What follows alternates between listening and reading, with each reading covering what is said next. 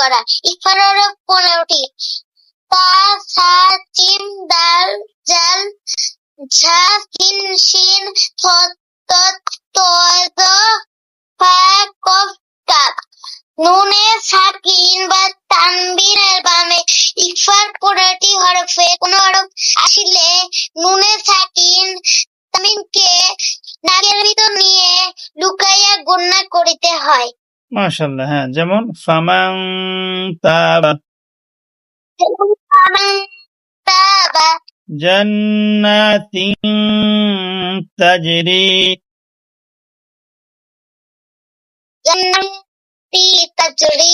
দেখো, ফামান তাবা বলেছিলাম মিম নুনের উপরে জজম আসছে আর পরবর্তী ইকফার হরফ তা আসছে, এই জন্য নাকের ভিতরে গুণনাশেদ পড়তে হবে।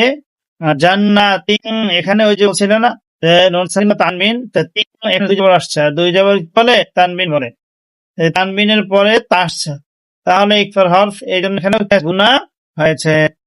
বুঝে আসছে? হুজুর। আচ্ছা, মাশাআল্লাহ, তাহলে তো হয়েছে।